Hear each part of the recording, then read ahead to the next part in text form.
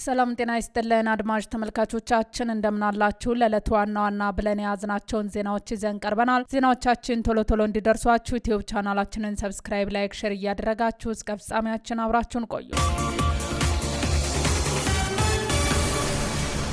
በአላማጣ ከተማ የነበሩት የጽንፈኛው ቡድን አመራሮችና አባላት በህወሓት ታጣቂዎች ታሰሩ። ጽምዶ ፈጥረው በአላማጣ ከተማ በየሆቴሉና መጠጥ ቤቱ መሽገው የነበሩት የጽንፈኛው ፋኖ አመራሮች በሙሉ በህወሓት ታጣቂዎች እየተሳደዱ መታሰራቸውን ማረጋገጥ ተችሏል። በራያ አላማጣ ወረዳ ጋርጃሌና ታው የተባሉ አካባቢዎች ካምፕ ሰርተው የነበሩት የጽንፈኛው ቡድን አባላት በህወሓት ታጣቂዎች መከበባቸውንና እጅ መስጠታቸውን ከአካባቢው ነዋሪዎች ማረጋገጥ ተችሏል።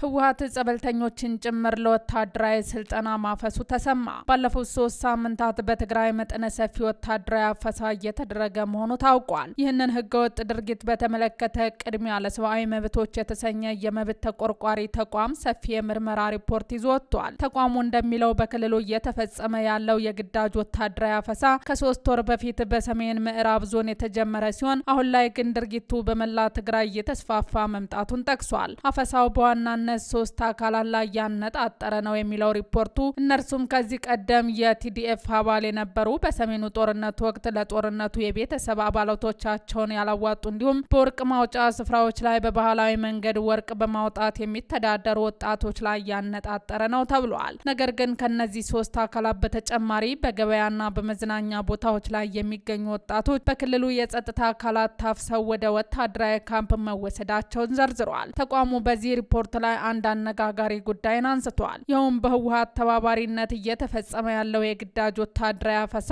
የታፈሱ ጸበልተኞች አሉ መባሉ ነው። ወጣቶች ከጸበል ቦታ ከመዝናኛና ቤቲንግ ቤቶች በጸጥታ ኃይሎች ተይዘው ተወስዷልም ብለዋል። በተያያዘ ዜና በትግራይ የተከናወነው ፍጹም ህገወጥና እውቅና የሌለው ድርጊት ነው ሲሉ ጀነራል ሳሞራ የኑስ ተናገሩ። የቀድሞው የኢፌዴሪ መከላከያ ሰራዊት ጠቅላይ ኤታማዦር ሹም ጀነራል ሳሞራ የኑስ በትግራይ ክልል ያለው ወቅታዊ የፖለቲካና የጸጥታ ሁኔታ በተመለከተ ቃለ መጠይቅ አድርገዋል። ጀነራሉ እንደገለጹት በክልሉ በህወሓትና አቶ መለስ ዜናዊ ስም ተገን በማድረግ የሚከናወኑ እንቅስቃሴዎች ሊቆሙ እንደሚገባ ገልጸዋል። በትግራይ ክልል የተቋቋመው ጊዜያዊ አስተዳደር አፍርሶ የራሱን አስተዳደር አዋቀሩ የሚለውን አካሄድ የተቃወሙት ጀነራል ሳሞራ ድርጊቱ ፍጹም ህገወጥና እውቅና የሌለው መሆኑን አስታውቀዋል። ይህ ቡድን በአክሱም ከተማ ተሰብስቦ ያደረገውን ውሳኔ ህጋዊነት የጎደለው መንግስት ምስረታ ሲሉ የገለጹት ጀነራሉ መጀመሪያ በአቶ ጌታቸው ረዳ በመቀጠልም በሌተናል ጀነራል ታደሰ ወረደ የሚመሩትን ጊዜያዊ አስተዳደሮች ስራቸውን እንዳይሰሩና ህዝቡን ወደ ምርጫ እንዳይወስዱ እንቅፋት ሲፈጥርባቸው መቆየቱንና በመጨረሻ ማህተምና የአሰራር መሳሪያዎችን በመቀማት የማባረር ተግባር መፈጸሙን ተናግረዋል። የክልሉ ፖለቲከኞች ዋና ዓላማ ስልጣን ብቻ መሆኑንና ይህም ስልጣን የሚፈልጉት ከተጠያቂነት ለማምለጥ እንደሆነ የገለጹት ጀነራሉ የጀነራል መንግስት ጉዳዩን በትዕግስትና በሰላማዊ መንገድ እየያዘበት ያለው አካሄድ አድንቀዋል። የፌዴራል መንግስት ጉዳዩን በትዕግስትና በሰላማዊ መንገድ የያዘበትን ያለውን አካሄድ አድንቀዋል። የፕሪቶሪያው የሰላም ስምምነት በተፈረመበት ወቅታዊ የትግራይ ህዝብ ከፍተኛ ደስታውን የገለጸ ቢሆንም በክልሉ ያሉ ፖለቲከኞች ግን ወደ ስልጣን ሽሚያ ማምራታቸውን ጀነራሉ ጠቁመዋል። በአሁኑ ወቅት በክልሉ እየተካሄደ ስላለው የወጣቶች አፈሳ ሲያብራሩም ድርጊቱ ከሻቢያን የድሮን የትግል ስትራቴጂ የተቀዳ መሆኑንና ሻቢያ ኢትዮጵያን የማተራመስ ስትራቴጂውን እንዳልቀየረ ገልጸዋል። ከፌዴራል መንግስት በጀት እየወሰዱ መንግስትን ጠላት ብሎ መፈረጅ ስህተት መሆኑን የጠቀሱት ጀነራል ሳሞራ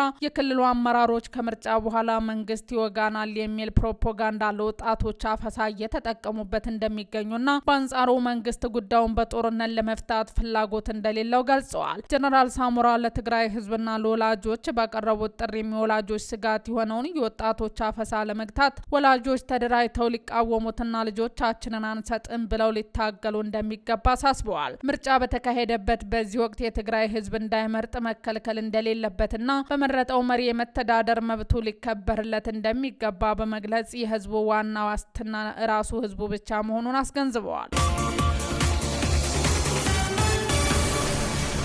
የአዲስ አበባ ከተማ የቀድሞ ከንቲባ አምባሳደር አሊ አብዶ ከዚህ ዓለም በሞት ተለዩ። የአዲስ አበባ ከተማ አስተዳደር በ27ኛ ከንቲባነት ከ1990 እስከ 1995 ዓ.ም ድረስ የመሩት አምባሳደር አሊ አብዶ ከዚህ ዓለም በሞት መለየታቸው ተሰምቷል። አምባሳደር አሊ አብዶ ባደረባቸው ህመም ምክንያት በሕክምና ሲረዱ ቆይተው ዛሬ ሌሊት ህይወታቸው ማለፉ ታውቋል። በአርሲ ድሬ ከተማ ከአባታቸው ከአቶ አሊ ሱሌማንና ከእናታቸው ከወይዘሮ ጸደ ወልደ ማርያም የተወለዱት አምባሳደር አሊ ከትዳር አጋራቸው ጋር በጋራ ያፈሯቸው 2 ሴትና 1 ወንድ ልጆችም አሏቸው። አምባሳደር አሊ አብዶ በቆየባቸው የስራ ዘመናት ሀገራቸውንና ህዝባቸውን በቅንነትና በታማኝነት በታታሪነት ሲያገለግሉ የነበሩ መሪ እንደነበሩ ተገልጿል። የቀብር ስነ ስርዓታቸው በዛሬው ዕለት ከጁምዓ ሶላት በኋላ በዳሊቲ አካባቢ በሚገኘው የሙስሊሞች መቃብር ስፍራ ቤተሰቦቻቸው፣ ወዳጅ ዘመዶቻቸውና የመንግስት ከፍተኛ የስራ ኃላፊዎች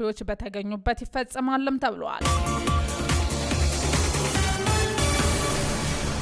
ዘመነ የአስረስ ማረ ተከታይ ናቸው ባላቸው ታጣቂዎች ተኩስ ማስከፈቱ ታውቋል። የዘመነና የአስረስ ማረ የውስጥ ለውስጥ የስልጣን ሽኩቻ መስመር ከለቀቀ ቆይቷል። በዚህ የተነሳ ሁለቱ ኃይሎች ለህዝቡ ለማስመሰል ከአንገት በላይ አንድ ነን ቢሉም ዳሩ ግን አንዱ ባንዱ ላይ ሴራውን ሲጎነጉኑ ይውላል። በተለይም ዘመነ አስረስን ከመንግስት ጋር ንግግር ጀምሯል፣ የብልጽግና ሰው ነው በማለት የጥላቻ ፕሮፓጋንዳውን በመዝራት በታጣቂው ዘንድ ክፉኛ እያስጠላው ሲያልፍም ብቻውን ለማስቀረት አብረውት ያሉትን ተከታይ ታጣቂዎች ጭምር በማፈን እየተበቀለው ይገኛል። ላብነትም ከዚህ ቀደም ማርሸት ፀሐዩን በዝናቡ ልንገረው በማሳፈን ምን ያክል ኢሰብአዊ ድርጊት እንደፈጸመበት የሚታወቅ ነው። አሁን ደግሞ የ206ኛ የሚባለውን አደረጃጀት የሚመራውን በላይ ብዙአየሁን ዘመነን ለማሳፈን ያደረገው ሙከራ ሳይሳካ መቅረቱን ተከትሎ ተኩስ ማስከፈቱ ታውቋል። ዘመነ በዋስትና እነ ዝናቡን አበበ ሰው መሆንን ላመስግንን እንዲሁም በአደም በኩል የ206ኛን መሪ ለማሳፈን ያደረገው ሙከራ በማርሸት